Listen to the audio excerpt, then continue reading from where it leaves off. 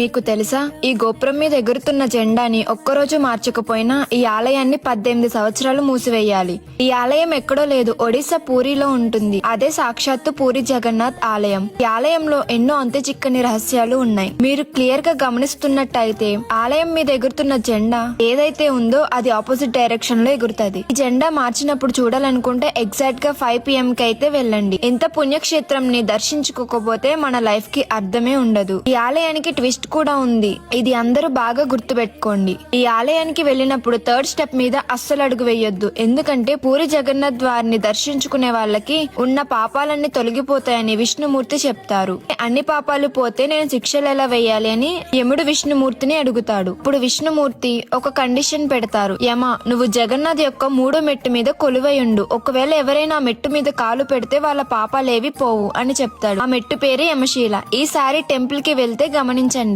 ఇలాంటి హిస్టరీ ఉన్న ఆలయాన్ని మనం ఖచ్చితంగా దర్శించుకోవాల్సిందే. ఇప్పుడు ఇది మీ వంతు. మీ ఫ్రెండ్స్ అండ్ ఫ్యామిలీస్ తో వెళ్లి పాపాలని తొలగించుకోండి. హ్యాపీగా మీ లైఫ్ ని కొనసాగించండి. ఇంత దూరం బస్సులో బైక్స్ లో ఏం వెళ్తారు, కానీ కార్ ని తీసుకువెళ్తే మీకు అంత ఇబ్బంది ఉండదు. మీ దగ్గర కార్ లేదని ఆలోచించకండి. మన లాంగ్ డ్రైవ్ కార్స్ వాళ్ళు అన్లిమిటెడ్ కిలోమీటర్స్ విత్ 0 డిపాజిట్ తో తక్కువ బడ్జెట్ కి కార్ ని ఇస్తున్నారు. బుకింగ్ డీటెయిల్స్ కోసం ఈ నెంబర్ ని కాంటాక్ట్ అవ్వండి.